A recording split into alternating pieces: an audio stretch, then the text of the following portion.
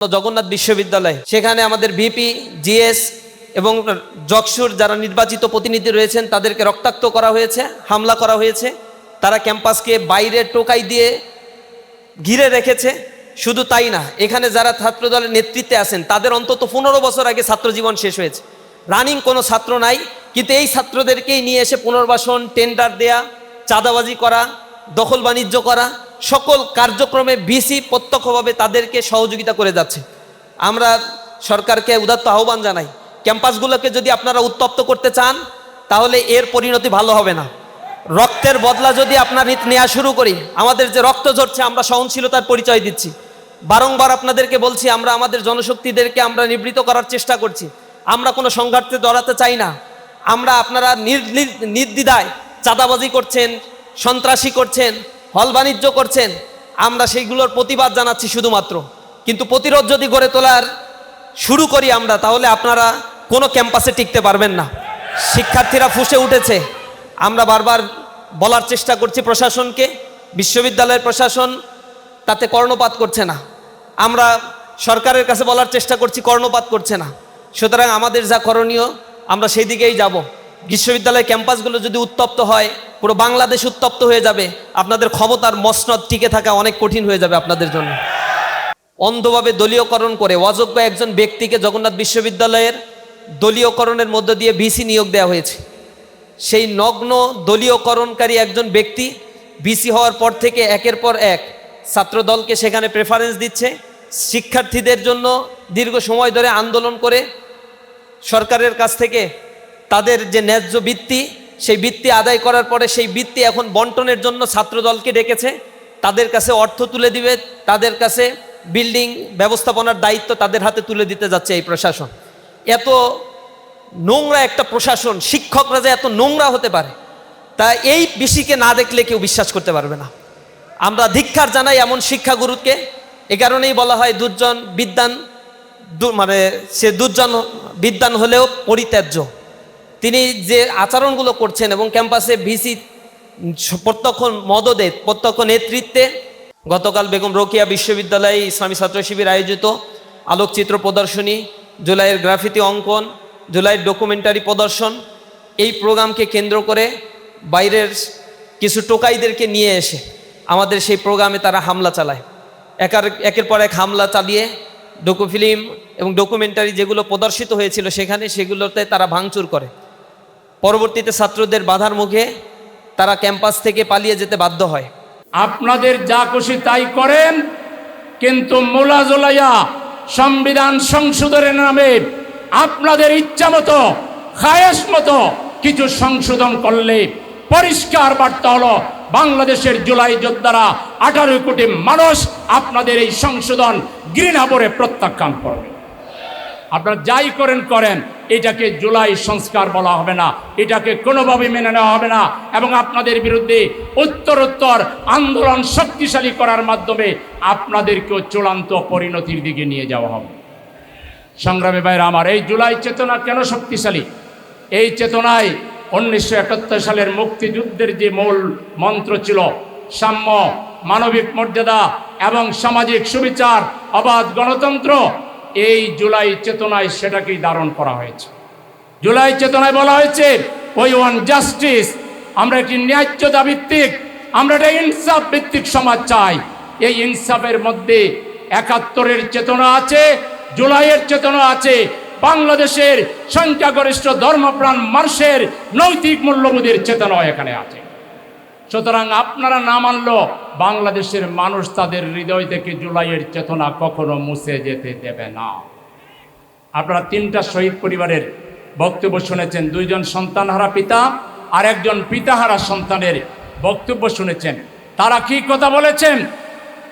এই আমাদের হাজার হাজার শহীদ পরিবার আর হাজার হাজার আহত পরিবার, এদের অভিশাপের কথাও মনে রাখবেন।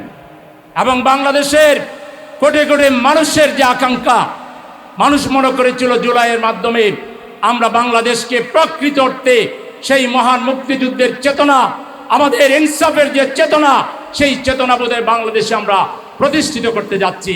কিন্তু আপনাদের টোটাল শাসন, আলহামদুলিল্লাহ, নারে তাকবীর, নারে তাকবীর।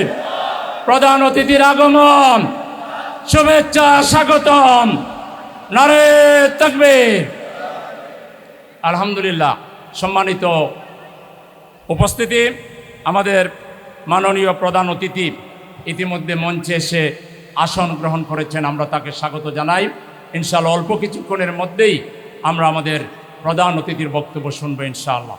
সম্মানিত ভাইরা আমার, আমি যে কথা বলেছিলাম, জুলাই চেতনার মধ্যে একসাথে বাংলাদেশের জন্মের পর থেকে এখন পর্যন্ত মানুষ যে আকাঙ্ক্ষা ধারণ করে, যে চেতনা লালন করে, সকল চেতনার একটা সংমিশ্রণ, একটা সমৃদ্ধ চেতনায় পরিণত হয়েছে জুলাইয়ের চেতনা। সেটি হচ্ছে উই ওয়ান্ট জাস্টিস। বাংলাদেশে আমরা ইনসাফের রাষ্ট্র দেখতে চাই। কোনো জায়গায় আমরা বৈষম্য দেখতে চাই না, কোনো জায়গায় আমরা অবিচার দেখতে চাই না। অবিচারের বিরুদ্ধে, বৈষম্যের বিরুদ্ধে, স্বৈরাচারের বিরুদ্ধে, ফ্যাসিবাদের বিরুদ্ধে বাংলাদেশের কোটি কোটি মানুষ আজকে ঐক্যবদ্ধ।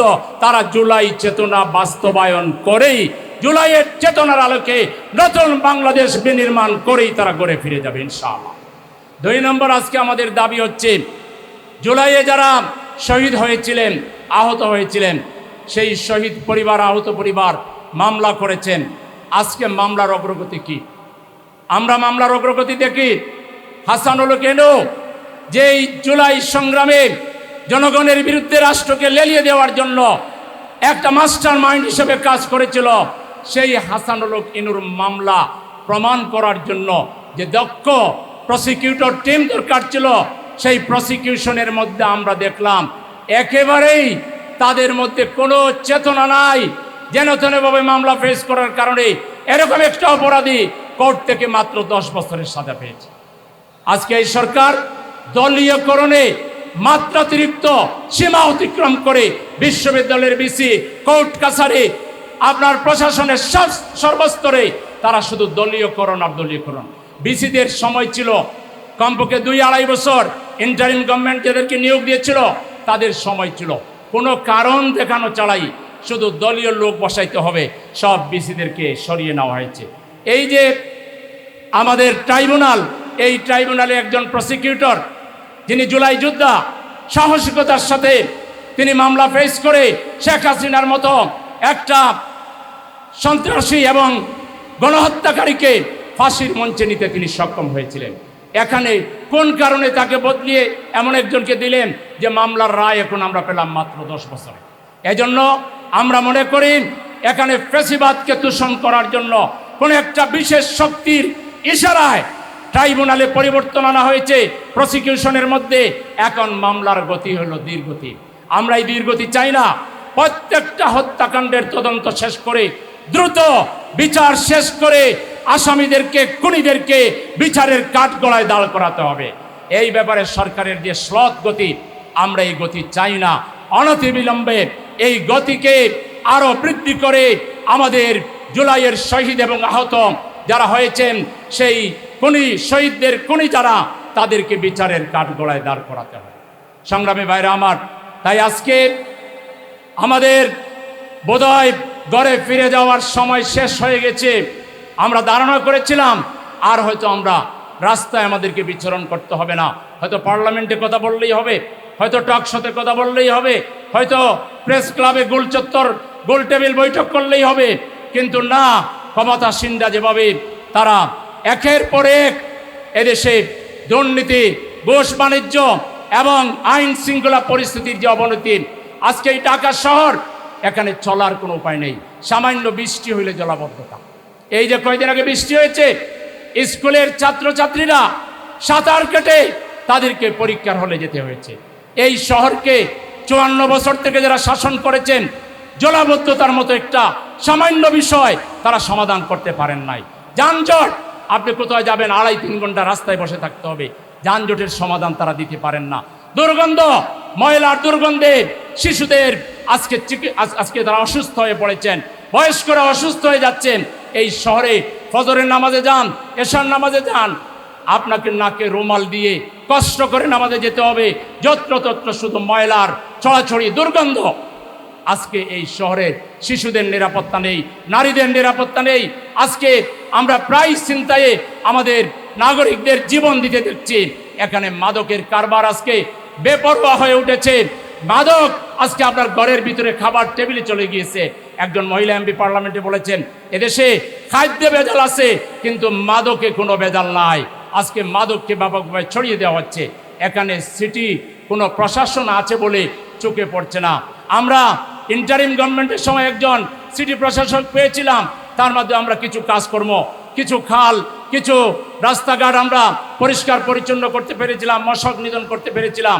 কিন্তু আজকে সিটি কর্পোরেশনের ফান্ড কোথায়? ড্রেনেজের ব্যাপারে মাস্টার প্ল্যানটা কোথায়?